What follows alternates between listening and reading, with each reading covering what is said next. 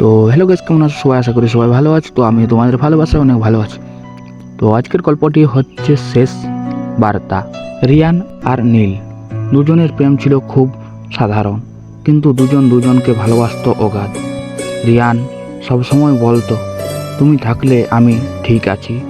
নীলা হাসতো, কিন্তু সেই হাসির পিছনে লুকিয়েছিল ভয়ের ছায়া। একদিন হয়তো রিয়ান তাকে ছেড়ে যাবে। একদিন হঠাৎ নীলার বাড়ি থেকে খবর এলো সে শহর ছেড়ে চলে যাচ্ছে। চাইলে রিয়ান তাকে রাখতে পারত, কিন্তু নীলার বাড়ির লোক তাদের সম্পর্ক মানল না। সেদিন সন্ধ্যা শেষবার দেখা হয়েছিল দুজনের। বাতাস ছিল ভারী। রিয়ান কিছু বলছিল না, শুধু নীলা হাতটা শক্ত করে ধরে রেখেছিল। নীলার চোখে জল, ভেজা গলায় বলল, তুমি রাগ করো না, আমি তোমাকে প্রতিশ্রুতি দিতে পারছি না। রিয়ানের কণ্ঠ কেঁপে গেল, শুধু একবার বলো আমাকে ভালোবাসো।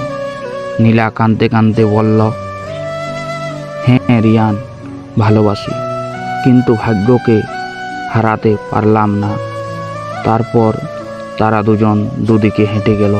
স্বপ্নগুলো ভেঙে গেল, কিন্তু ভালোবাসাটা রয়ে গেল দুজনের বুকের ভেতরে। রিয়ান আজও নীলার শেষ বার্তাটা ফোনে রেখে দিয়েছে। যদি কখনো খুব কষ্ট লাগে, মনে করবে কেউ একসময় তোমাকে খুব ভালোবাসতো।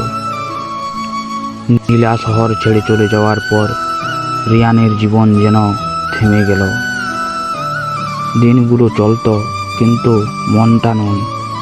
প্রতিদিন সকালে ঘুম ভাঙত সেই একই চিন্তায়, নীলা কি আমাকে মিস করছে? চারপাশের সব কিছুই রিয়ানকে নীলার কথা মনে করিয়ে দিত। যে ক্যাফেতে তারা প্রথম দেখা করেছিল, যে রাস্তা দিয়ে তারা হেঁটেছিল, আর যে গানটা একসাথে শুনত, সব কিছুই যেন ব্যথার দাগ হয়ে রয়ে গেল। একদিন রাতে রিয়ানের ফোনে একটা নোটিফিকেশন এলো, নীলার নাম। হৃদয়টা দৌড়তে লাগলো। ভাবলো হয়তো নীলা ফিরে আসছে। বার্তাটায় লেখা ছিল, আমি ঠিক আছি, তুমি ভালো থাকো। এই তিনটা শব্দই রিয়ানের ভেতরটা ভেঙে দিল। সে জানল নীলা নিজের কষ্ট লুকিয়ে দূরে সরে যাচ্ছে। তার কাছে ফিরে আসার কোনো আশা আর নেই। পরের দিন রিয়ান নীলাকে শেষবার ফোন করল। কলটা ধরল কেউ না।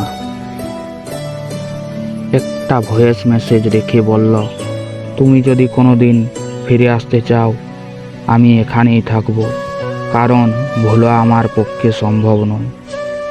তারপর দিন, মাস, বছর পেরিয়ে গেল। রিয়ান নতুন কারো সঙ্গে সম্পর্ক করতে পারল না, কারণ তার হৃদয়ের একটা জায়গায় শুধু নীলার জন্যেই খালি রাখা ছিল। আর নীলা দূরের শহরে বসে জানলার ধারে প্রতিদিন রিয়ানের বার্তাটা শুনত। চোখের জল ফেলে বলতো, যদি আমাদের গল্পটা একটু কম কঠিন হতো। তাদের ভালোবাসা ভাঙেনি, শুধু একসাথে থাকার ভাগ্যটা ছিল না। ভালোবাসা রয়ে গেল অপেক্ষায়, নীরবতায়, স্মৃতিতে। তো গল্পটি কেমন লাগলো অবশ্যই কমেন্ট বক্সে কমেন্ট করো। আর যারা এই গল্পটির নেক্সট পার্ট দেখতে চাও, অবশ্যই কমেন্ট বক্সে নেক্সট পার্ট কমেন্ট করো। আর যারা এখনো পর্যন্ত ভিডিওতে একটি লাইক করোনি, তারা একটা লাইক করো। আর যারা এই চ্যানেলে নতুন, তারা চ্যানেলটি অবশ্যই সাবস্ক্রাইব করে রাখো। তো চলো বাই গাইস, দেখা হচ্ছে নেক্সট ভিডিওতে।